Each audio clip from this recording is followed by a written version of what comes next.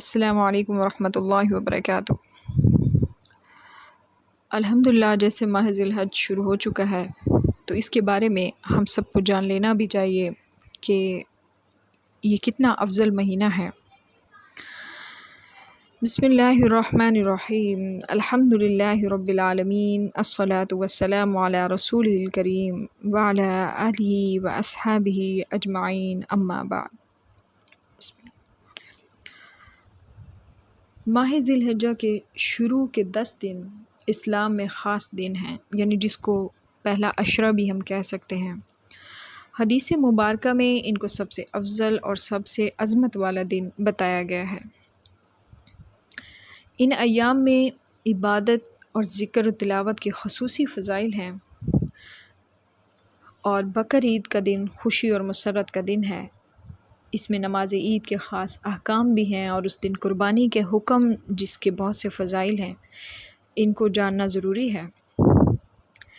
حدیث مبارکہ میں ہے، صحیح بخاری سے جس کو روایت کیا ہے کہ حضرت عبداللہ بن عباس رضی اللہ تعالیٰ عنہ سے روایت ہے کہ رسول اکرم صلی اللہ علیہ وسلم نے فرمایا، کوئی دن ایسا نہیں کہ جس میں عمل صالح اللہ تعالیٰ کے ہاں، یعنی ذی الحج کے 10 دنوں کے عمل سے زیادہ محبوب اور پسندیدہ ہوں۔ تو صحابہ کرام نے عرض کیا، یا رسول اللہ صلی اللہ علیہ وسلم، کیا جہاد بھی ان ایام کے عمل کے برابر نہیں؟ تو آپ صلی اللہ علیہ وسلم نے فرمایا، ہاں، جہاد بھی ان دنوں میں کیے ہوئے عمل کے برابر نہیں، مگر وہ شخص جو جان و مال لے کر جہاد کے لیے نکلے، پھر ان میں سے کوئی چیز بھی واپس نہ لائے، یعنی کہ وہ نہ وہ مال اپنا واپس لائے اور وہ خود بھی شہید ہو جائے، یعنی اس قدر جو ہے اللہ تبارک و تعالیٰ کو یہ محبوب ہے۔ تو اسی طرح سال کے تمام دنوں میں ان 10 دنوں کے نیک اعمال سب سے زیادہ مقبول اور محبوب ہیں، یہاں تک کہ اللہ تعالیٰ کے راستے میں، جیسے حدیث مبارکہ سے ثابت ہے کہ جہاد کرنا جو اسلام میں چوٹی اور سر کا مقام رکھتا ہے، وہ بھی ان ایام کے اعمال کے برابر نہیں۔ سبحان اللہ۔ البتہ جس شخص نے مال اور جان دونوں راہ خدا میں قربان کر دیے، تو اللہ کے نزدیک ان ایام کا عمل نیک کے برابر پسند ہو سکتا ہے۔ لہٰذا ان مبارک دنوں میں خدا تبارک و تعالیٰ کی اطاعت و بندگی بہت لگن سے کریں، اور غیر ضروری جو دنیاوی کام ہیں ان سے ہٹ جائیں، اللہ تبارک و تعالیٰ کی یاد میں مشغول ہو جائیں، ذکر، فکر، تسبیح اور تلاوت اور دیگر معاملات جو ہیں وہ کچھ نہ کچھ ضرور یومیہ طور پہ اضافہ کرتے جائیں۔ اللہ تبارک و تعالیٰ نے سورۃ الفجر میں اس کی قسم اٹھائی ہے، یعنی والفجر ولیال عشر، قسم ہے مجھے فجر کی، یعنی عید قرباں کا جو دن ہے، اور 10 راتوں کی جو ذی الحج کی 10 راتیں ہیں، یا جو ذی الحج کا پہلا عشرہ ہے۔ اس آیت میں جو واضح بات کی گئی ہے وہ ذی الحج کی ابتدائی 10 راتیں ہیں، یعنی حدیث شریف میں بھی ان کی فضیلت آئی ہے، یعنی اس کا ہر دن کا روزہ 1 سال کے روزوں کے برابر ثواب پہنچتا ہے، اور اس میں ہر رات کی عبادت شب قدر کے برابر کے ثواب کو پہنچتی ہے۔ بقول حضرت ابن عباس رضی اللہ تعالیٰ عنہ کے یہی 10 راتیں سال کے ایام میں افضل ہیں۔ سبحان اللہ۔ اور فضیلت والی جیسا کہ 5 راتیں ہیں، یعنی جو شخص 5 راتوں کو عبادت کرتا ہے اور اس رات جاگتا ہے تو اس کے لیے جنت واجب ہو جائے گی۔ فقہا کے نزدیک ان راتوں میں جاگنا مستحب ہے۔ وہ 5 راتیں کیا ہیں؟ ایک تو 8 ذی الحج کی رات ہے، اور لیلۃ العرفہ یعنی 9 ذی الحج کی رات،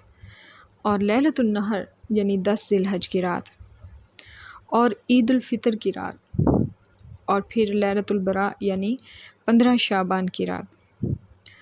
تو یہ 5 راتیں جو کہ فقہا نے کہی ہیں کہ ان راتوں میں عبادت کرنا بہت فضیلت اور بہت ثواب پہنچتا ہے۔ پھر جیسے کہ اللہ تبارک و تعالیٰ نے کسی دن رات یا سال کی اس طرح خوبصورت قسم نہیں اٹھائی جیسی ذی الحج کی اٹھائی۔ تو حضور اکرم صلی اللہ علیہ وسلم فرماتے ہیں ان 10 دنوں میں اللہ کو جتنی عبادت پسند ہے اور کسی دن اتنی پسند نہیں، اور ان 10 دنوں میں سب سے بڑی عبادت حج ہے جس کو اللہ تبارک و تعالی نصیب فرمائے۔ جیسے کہ عرفات کا ایک دن کی حاضری جو ہے وہ 10 لاکھ دن کی حاضری یا 1 لاکھ دن کی حاضری کے عبادت کے ثواب کے برابر پہنچتی ہے۔ تو عرفات کے دن اللہ تبارک و تعالی کہتے ہیں اگر کوئی شخص اتنے گناہ لے کر آئے جتنے بارش کے قطرے ہیں، جتنے درختوں کے پتے ہیں، یا جتنے ارد گرد کے ذرے ہیں، اتنے بھی اگر کوئی شخص گناہ لے کر آئے اور وہ مجھ سے معافی مانگے تو میں اس کو معاف کر دوں گا۔ عرفات کا دن جتنا شیطان ذلیل ہوتا ہے کسی اور دن نہیں ہوتا، لہٰذا ان خاص عشرہ میں جو ہے ان خاص 10 دنوں میں نوافل صدقات اور ذکر اذکار کا اہتمام کریں، اور حسب استطاعت جو ہے وہ قربانی بھی ضرور کریں۔ اور اللہ تبارک و تعالیٰ کو بہت پسند ہے کہ اللہ تبارک و تعالیٰ کے گھر کی حاضری جو ہے بار بار کی جائے۔ نبوت کے اعلان سے پہلے حضور اور بعد میں حضور صلی اللہ علیہ وسلم نے مسلسل حج کیے تھے۔ مکہ میں جب تک رہے ہر سال حج کیا۔ یہ ان لوگوں کے لیے ہے جو کہتے ہیں کہ کچھ امیر لوگ جو ہیں وہ بار بار حج پہ جاتے ہیں یا بار بار عمرہ کرنے جاتے ہیں، تو کیوں جاتے ہیں؟ تو یقیناً اللہ تبارک و تعالیٰ کو یہ عمل پسند ہے، اور حضور صلی اللہ علیہ وسلم بھی یہ عمل بار بار کرتے تھے، تو ہمیں ان کے لیے روک ٹوک نہیں کرنی چاہیے۔ ہاں یہ ضرور ہے کہ غربا مساکین کے لیے بھی ضرور احتیاط کریں، اپنے غربا رشتہ داروں کے لیے ان کا بھی جو ہے ضروریات کا خاص خیال رکھیں۔ لیکن اگر اللہ نے کسی کو اتنی استعداد دی ہے کہ وہ بار بار حج کر رہا ہے یا عمرہ کر رہا ہے، تو اتنا افضل عمل ہے، اس پہ روک ٹوک نہیں کرنی چاہیے۔ اللہ تبارک و تعالیٰ نے اس کے نصیب کیا ہے اور اس کو جانا نصیب ہو رہا ہے، تو بہت زیادہ اس کے لیے دعائیں کریں۔ جیسے کہ خود حضور صلی اللہ علیہ وسلم کے بارے میں بتایا ہے کہ نبوت کے اعلان سے پہلے اور بعد میں آپ صلی اللہ علیہ وسلم نے مسلسل حج کیے تھے۔ تو مکہ میں جب تک رہے تھے ہر سال حج کرتے رہے تھے۔ 4 عمرے بھی آپ صلی اللہ علیہ وسلم نے کیے تھے۔ ایک عمرہ خاص طور پر جب مدینہ سے تشریف لائے، جس موقع پر صلح حدیبیہ کا قصہ تھا، جو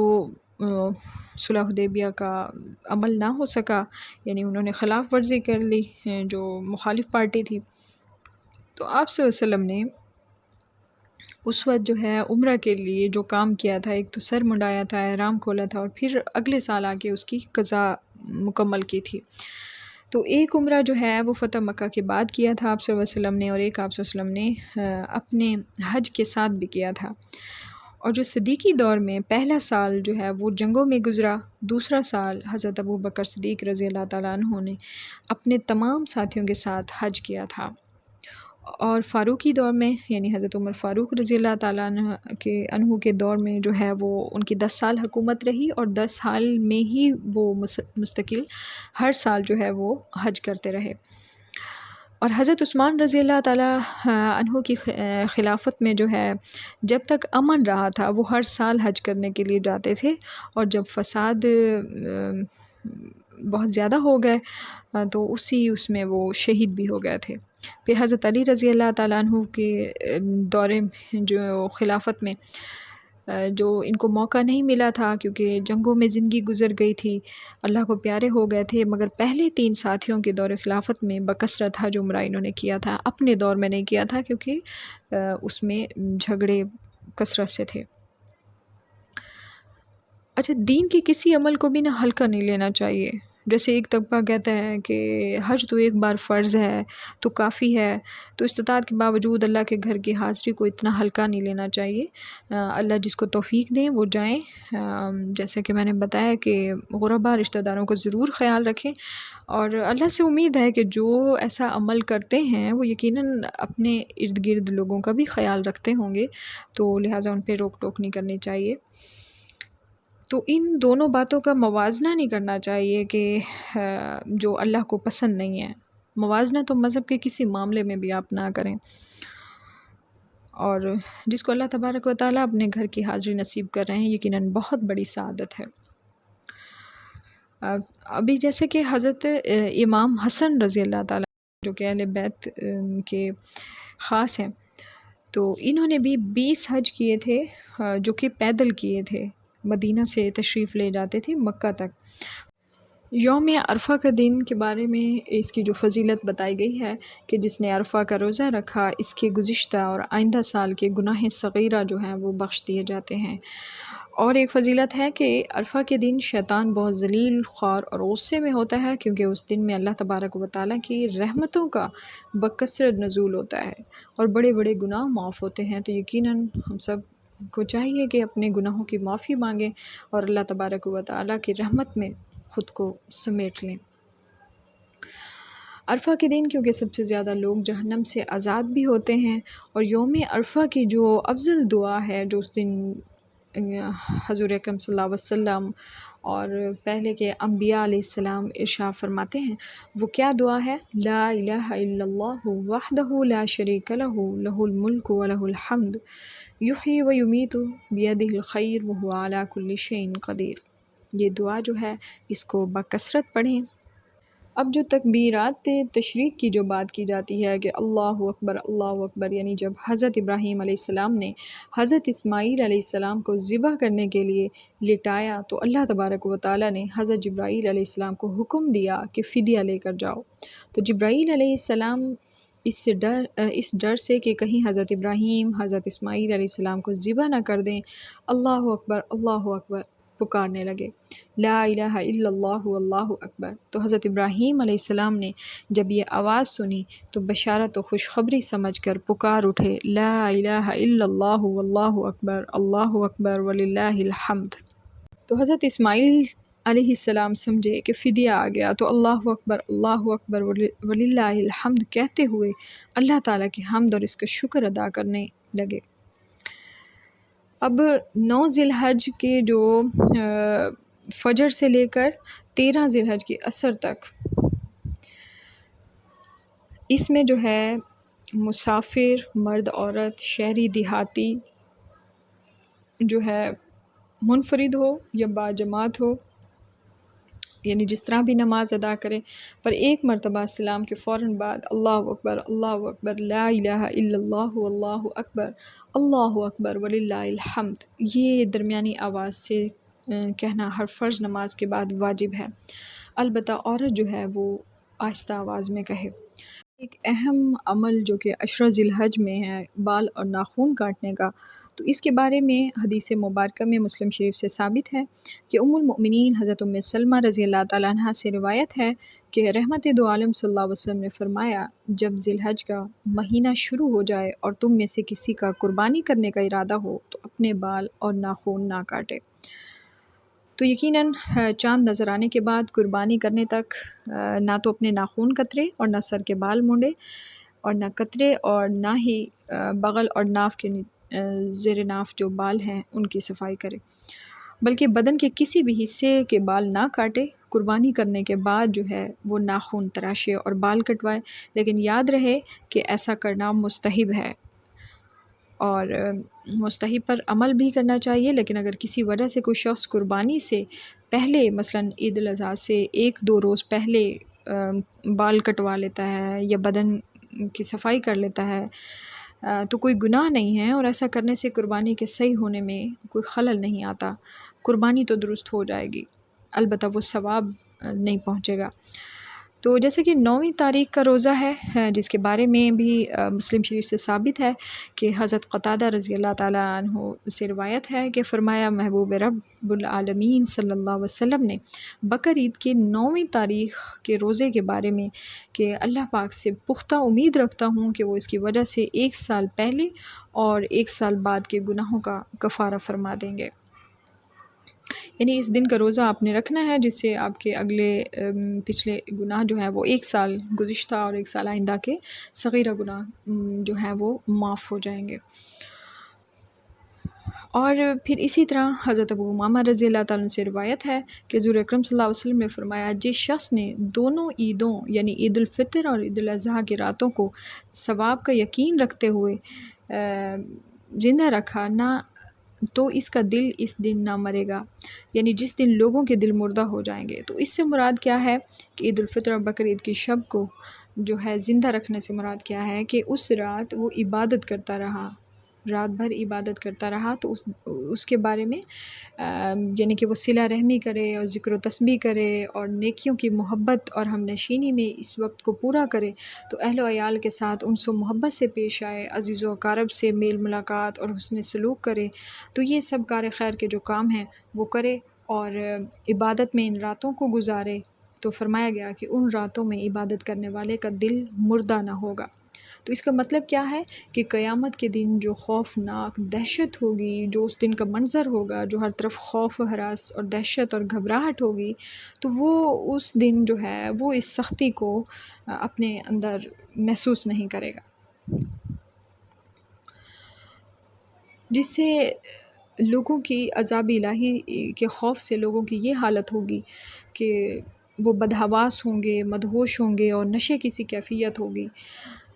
ایسے قیامت خیز دن میں اللہ تبارک و تعالیٰ اس بندے کو باسعادت زندگی بخشیں گے، خوف و دہشت کا دور دور کوئی نشان تک اس کو نہ محسوس ہوگا، ہر بھلائی اس کے قدم چومے گی، اس پر رحمت ہی رحمت برستی ہوگی اور وہ بہت پرمسرت زندگی میں مگن ہوگا۔ اللہ تبارک و تعالیٰ معاف کریں۔ دیکھا جاتا ہے کہ دنیاوی جو معاملات ہیں، خاص طور پہ عید کی راتوں میں ہلا گلا کیا جاتا ہے اور برائی کے کام کیے جاتے ہیں، تو ان لوگوں کو خاص طور پہ اس حدیث کو سننا چاہیے اور ایسے لوگوں تک پہنچائیں جو اس رات میں برائی کرتے ہیں، کہ کتنی رحمت بھری رات ہے اور اس میں بھی وہ اس گناہ کر کے جو ہے اس سعادت سے محروم ہو جاتے ہیں۔ البتہ یہ ہے کہ وہ انسان ساری رات کوئی نہیں جا سکتا، تو جتنی رات آسانی سے جا کر عبادت کر سکتا ہے اتنا کر لے، کم از کم عشاء اور فجر کی نماز تو ضرور ہے کہ تکبیر اولیٰ کے ساتھ باجماعت ادا کرے اور درمیان میں جتنی دیر ذکر و عبادت کر سکے کر لے اور پھر سو جائے۔ اتنا کرنے پر بھی امید ہے کہ اللہ تبارک و تعالیٰ اس کو محروم نہیں کریں گے۔ ابھی جیسے بعض لوگ یہ مبارک رات جو ہے مختلف کھیلوں میں مصروف ہو کر گزار دیتے ہیں، مثلاً شطرنج کھیلتے ہیں، لوڈو، کیرم بورڈ اور دیگر جدید ہار جیت والے کھیلوں میں مگن ہو جاتے ہیں، اور بالفرض کوئی کھیل اگر جائز بھی ہو تب بھی یہ مبارک رات جو ہے اس رات یہ کام نہیں کرنا چاہیے، عبادت کرنی چاہیے اور اس کو عبادت میں ہی مشغول رکھنا چاہیے۔ بہت سے لوگ ٹی وی کے پروگرام دیکھنے میں مصروف ہوتے ہیں، حالانکہ ٹی وی جو ہے متعدد مفاسد اور بہت سے گناہوں کا مجموعہ ہے، جس کے بنا پر اس کو دیکھنا بھی جائز نہیں ہے۔ اگرچہ پروگرام مذہبی یا تعلیمی نوعیت کا ہو، پھر اس مقدس شب میں جو ہے اس ٹی وی اوپن کر کے بیٹھے رہنا اور اس پر جو ہے ایک طرح سے یہ گناہ کرنا اور بھی سخت کر دیتا ہے، اس لیے ایسی چیزوں سے دور رہیں مبارک شب میں۔ اور بعض لوگ اس مبارک رات میں بازاروں کی سجاوٹ، چمک دمک اور خریداروں کی کثرت دیکھنے کے لیے بھی بازاروں میں تفریح کے لیے نکل پڑتے ہیں، تو خاص طور پہ اس رات عورتیں جو ہیں وہ بن سنور کر بے پردہ خرید و فروخت کرتی ہیں، بازاروں میں گھومتی ہیں اور گانا بجانا عام ہوتا ہے، دھوکہ فریب، جھوٹ، غیبت، گالی گلوچ، لڑائی جھگڑے ہو جاتے ہیں، تو اس طرح کے معاملات جو ہیں وہ گناہ جو ہیں وہ سرزد ہوتے ہیں، تو ایسے لوگ جو ہے وہ اللہ تبارک کی رحمت اور مغفرت سے بالکل محروم ہو جاتے ہیں۔ تو خاص طور پہ خیال کریں کہ اس رات میں اپنے آپ کو اور اپنے اہل و عیال کو جو ہے عبادت میں مشغول رکھیں، ان فضولیات سے دور کریں، یعنی نوافل نمازیں پڑھ لیں، قرآن پڑھ لیں، ذکر اذکار کر لیں، تاکہ آخرت کے جو اتنے عظیم ثواب اللہ تبارک و تعالیٰ نے دیے ہے اس سے محروم نہ ہوں۔